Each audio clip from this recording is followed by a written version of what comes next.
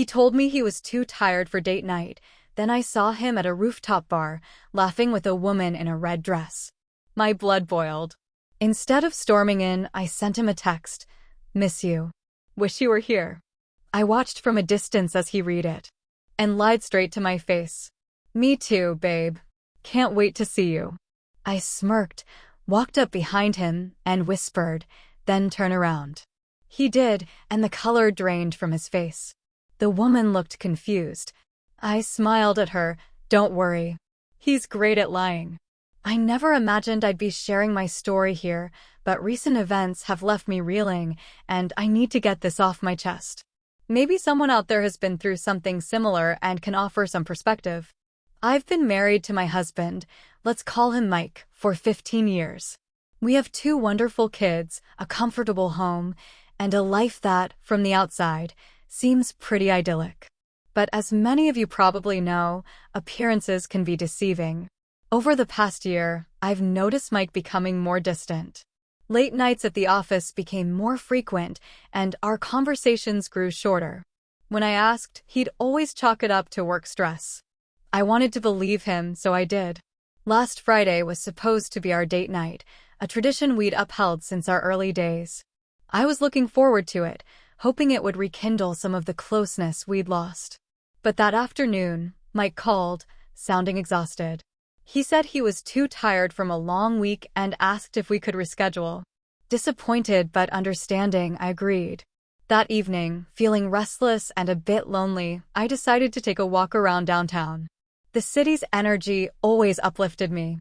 As I wandered, I passed by a rooftop bar that Mike and I used to love. On a whim, I took the elevator up, thinking I'd treat myself to a drink and reminisce. Stepping onto the rooftop, the familiar hum of chatter and clinking glasses greeted me. But then, my heart stopped. There, at a corner table, was Mike. He wasn't alone. A woman in a striking red dress sat across from him, laughing at something he said. They looked comfortable, intimate even. I felt a surge of emotions, anger, betrayal, sadness. My first instinct was to march over and confront him. But then, a thought crossed my mind. I wanted to see how deep his deception ran. From a secluded spot, I pulled out my phone and sent him a text. Miss you. Wish you were here. I watched as he read it, saw the slight smile that played on his lips. Moments later, my phone buzzed with his reply. Me too, babe. Can't wait to see you. The audacity. The blatant lie. It took everything in me to stay composed. I decided to take it a step further. I approached their table quietly, my heart pounding in my chest. Leaning in close to Mike's ear, I whispered, then turn around. He froze. Slowly, he turned to face me, and the color drained from his face. The woman looked between us, confusion evident in her eyes. I offered her a tight smile and said, don't worry. He's great at lying. Without waiting for a response, I turned and walked away, my mind a whirlwind of thoughts and emotions. That night, I packed a bag and took the kids to my sister's place. I couldn't bear to be under the same roof as him. The betrayal cut deep, and I needed space to think. In the days that followed, Mike tried reaching out, leaving voicemails and sending messages, all filled with apologies and explanations. But how do you explain away such deceit? How do you rebuild trust when it's been shattered so thoroughly? I'm at a crossroads. Part of me wants to salvage the life we've built, for the sake of our children if nothing else. But another part wonders if some betrayals are just too deep to come back from. I didn't block his number. Maybe I should have. But I didn't. The messages kept coming, at first frantic and apologetic. Then slower, more calculated. Then guilt-trippy. You blindsided me, he wrote. You could have just talked to me. Talked to him? About what? That he lied to my face, while smiling across from another woman like she was his favorite person in the world. I didn't reply. By the third day, he showed up at my sister's place. I was in the kitchen when Jake yelled, Mom. Dad's outside. My stomach dropped. I didn't want the kids to see me fall apart. He stood there on the porch, holding takeout bags from my favorite Thai place, like a peace offering would fix this. I'm just here to talk, he said. I stepped out, closed the door behind me, arms crossed. "You've got 2 minutes," I said. He started with the classics. It wasn't what it looked like. "She's just a coworker. We were talking about work, nothing else." I stared at him the whole time, waiting for him to break eye contact. He didn't. That's the thing, Mike has always been good at lying. Too good. "She touched your hand," I said quietly. You laughed like you were 17 again. "You weren't tired, Mike. You were just tired of me." That got him. His jaw clenched. "I needed a break," he said, finally dropping the act. "You've been cold for months, Sarah. All you do is plan the kids' schedules, talk about groceries, and complain that I work too much." I was stunned. "So you cheated because I wasn't bubbly enough about milk?" "I didn't cheat." "Really?" I pulled my phone out and scrolled to the photo I'd taken from the rooftop. Him, leaning in too close, her hand on his arm, that stupid smirk on his face. I turned the screen toward him. He looked. He didn't say a word. Just sighed. "I messed up," he said. I turned and went back inside. A week passed. I hired a lawyer, just in case. Then something weird happened. The woman in the red dress found me. I was at the library with the kids. Emily had a school project, and I just sent them off to look for books. That's when she came up to me, nervous, looking out of place in her heels and fitted coat. "I'm sorry," she said. At first, I didn't know who she was. Then it clicked. "I didn't know he was married," she added quickly. "I swear." He said he was separated. My chest felt tight. "He what?" "He said things were complicated. That you two lived together because of the kids, but weren't together. He told me you knew about us." I couldn't breathe. "He's been seeing me for 3 months," she said quietly. I stared at her. "I didn't come to fight or explain. I just thought you deserved to know the truth." Then she handed me something. A folded piece of paper. Her number. "If you ever want to talk or ask anything. I don't want to be part of anyone's lie." She walked away, and I just stood there in the library aisle, paper trembling in my hand. 3 months. 3 whole months. While I made excuses for his mood swings. While I defended him to friends. While I planned our anniversary dinner. He wasn't just lying about where he was. He was lying about who he was. That night, I didn't sleep. I sat in the living room, going over every memory. I replayed conversations in my head, trying to spot the cracks. And then, because pain is a strange kind of fuel, I did something I never thought I'd do. I called her. "Hello?" she answered. "I have questions," I said. She told me everything. How they met at work. How he asked her out as soon as his divorce was finalized. How they'd been to restaurants, concerts, even hotels. He'd even taken her to the lake house. My family's lake house. She cried on the phone, swearing she didn't know. But all I could think about was how well he'd built his lie. So perfect. So smooth. When I hung up, I sat there staring at the wall. I wasn't just cheated on. I was erased. Replaced. But it got worse. The next morning, Mike showed up again. This time, he brought flowers and something else. A letter. From a lawyer. He was filing for shared custody. And just like that, this wasn't about hurt feelings anymore. This was war. I thought the shared custody letter was going to be the worst part. I was wrong.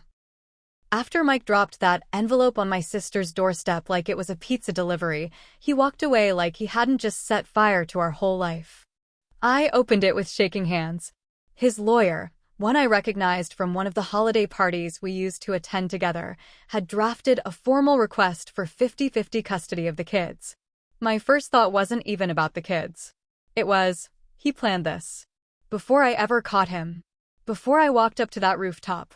Before I whispered, then turn around. He had this lined up. The documents were dated 4 days before I caught him. 4 days. He didn't file for custody because he thought I was unstable or unfit.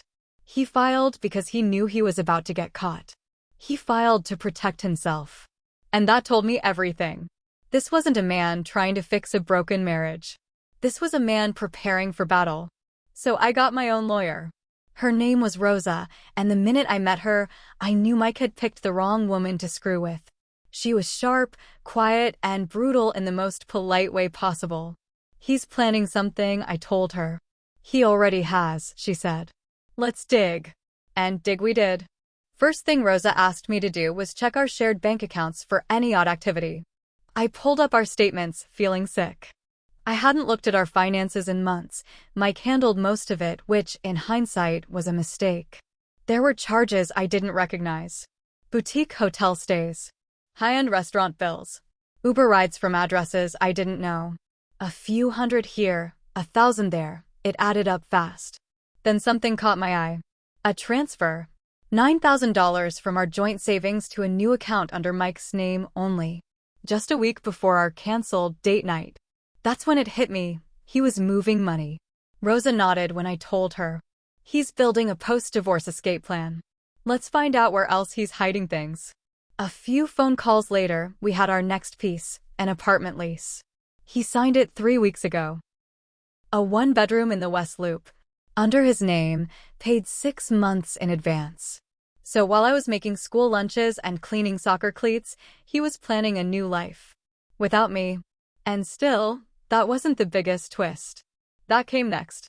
2 weeks later, I was at a parent-teacher night for Jake. Mike showed up late, which was typical, and sat 2 rows behind me. We didn't speak. Afterward, as I walked back to my car, someone called out my name. It was a man. Late 30s. Casual suit. Looked like he'd been waiting. You're Sarah, right? I froze. Yeah? He lowered his voice. I know this is weird, but can we talk? I should have said no. But something in his face, tired, honest, desperate, made me pause. I'm Ben, he said. I used to date Rachel. The woman in the red dress. I stared at him. He sighed. She's my ex. We were together for 4 years. Broke up 6 months ago. That's not possible, I said. She told me she didn't know about me. Ben gave a sad smile. Oh, I'm sure she didn't. But I think you should know who she really is. He pulled out his phone and showed me photos, him and Rachel. Him and Rachel with Mike, laughing at what looked like a barbecue. She introduced me to him as her coworker, Ben said. Funny thing is, Mike seemed real interested in what I did for a living. Ben worked in IT security, private systems, corporate backend. He asked a lot of questions. Took a weird interest in my work. Even offered to connect me with some of his firm's clients. My stomach turned. I didn't think much of it. But then I found out she left me for him. And now she's not just dating your husband. She's working for one of his clients. What are you saying? I asked, already feeling like I didn't want the answer. I think they've been planning more than just a relationship, he said. I think Mike used her to get access to something. Or someone. I don't know exactly what. But it smells bad. I didn't want to believe him. I didn't want to believe my cheating husband was also possibly involved in fraud. But I remembered the bank transfers. The rushed lease. The sudden move towards shared custody. This wasn't just about a broken marriage. It was about covering his tracks. Rosa took the info and ran with it. Within days, she uncovered a business entity Mike had set up under a different name. It wasn't in Chicago, it was in Indiana. And Rachel was listed as a manager. He was funneling money. Quietly. Legally enough to dodge red flags. But dirty if you knew what to look for. Rosa looked at me and said, he's not just divorcing you. He's trying to walk away clean and rich. And just like that, it wasn't about love, or betrayal, or a woman in a red dress anymore. It was about exposure. And I was done playing nice. I didn't plan it to end like that. But looking back, maybe it was always going to explode. Rosa found enough to put Mike in a corner. Bank statements, the secret business in Indiana, Rachel listed as a partner, the asset transfers. It was solid. She said we could take it to court, freeze accounts, even pull full custody if we wanted. And I did want that. At first. But then something unexpected happened. Emily found out. She overheard a phone call I had with Rosa. I was in the kitchen, door cracked, thinking she was asleep upstairs. But later that night, she knocked on my bedroom door, eyes red and puffy. Mom, she said, voice shaking, is Dad going to jail? My whole body froze. I pulled her in, wrapped my arms around her, and whispered, no, sweetie, he's not. I promise. I didn't know if that was true, but I had to say it. She looked up at me. He did something bad, didn't he? That's why you're mad. And just like that, all the revenge, all the strategy, all the fire in my chest started to burn out. Because this wasn't just my heartbreak. This was their dad, their family, their world cracking. So I changed the plan. Instead of hitting him with everything in court, I asked Rosa to set up a mediation. I wanted Mike to look me in the eyes and hear it all. And I wanted the kids far, far away from it. We met in a neutral office space downtown. A mediator sat between us.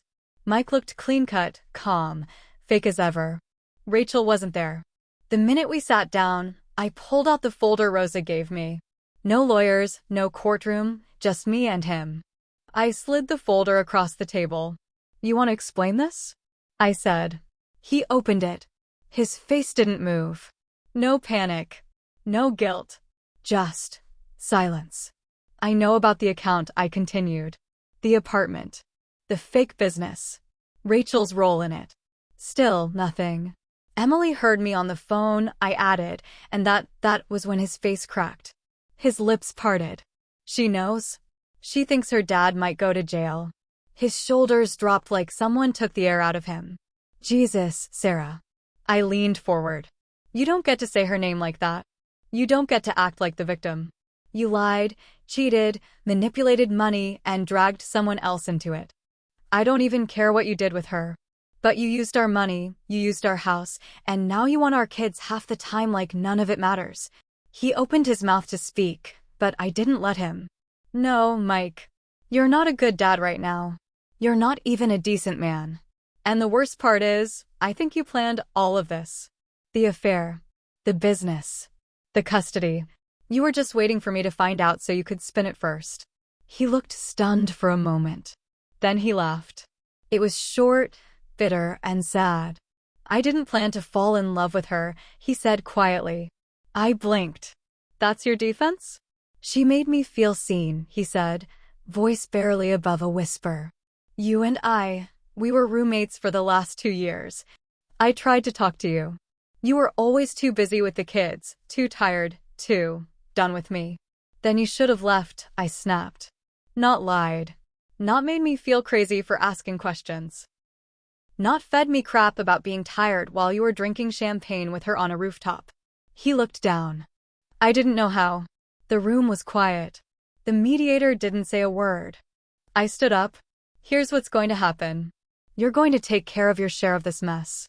I won't take the kids away from you, but if you even think about manipulating them like you did me, I will fight you in court. And I will win. He nodded slowly. As I walked out, I turned back. You wanted to feel seen? You're seen now, Mike. For exactly who you are. A few days later, Rachel showed up at my doorstep. This time, I didn't slam the door. I let her speak. I left him, she said. I raised an eyebrow. I found out he lied to me, too. About money. About you. About the kids. I didn't say anything. She looked tired. Pale. Her lipstick smudged like she hadn't slept. I was never supposed to be part of this mess, she said. I thought I was the new chapter, but I was just the middle of the story. I almost felt sorry for her. Almost. You made your choice, I said quietly. And now you're living with it. She nodded, looked down at the ground, and walked away without another word. It's been 6 months. The divorce went through. Custody was split, but only after Mike agreed to a strict parenting plan. No overnights with new partners. No sudden schedule changes. The judge put everything in black and white, and Rosa made sure it stayed there. The business in Indiana? Shut down. Quietly. I didn't report it, even though I could have. I figured if karma didn't get him, life eventually would. Emily still asks questions sometimes. Jake doesn't fully understand. But I keep it simple. Daddy and I are different people now, I tell them. And different doesn't mean bad. It just means we're finding new ways to be happy. I don't know if they believe me. I don't even know if I believe me. Some days I feel angry. Other days relieved. Most days I just feel tired. But it's a clean kind of tired. Not the hollow exhaustion of being lied to every day. I'm learning to breathe again. Alone. I go on walks. I drink coffee slowly. I read books at night without waiting for someone to come home. The other day, I laughed, really laughed, for the first time in a long time. It felt like breathing after being underwater. I'm not healed. Not yet. Maybe not for a long time.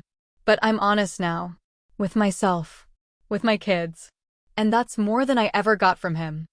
I don't know what the future looks like. But for the first time in years, it's mine. And that's enough.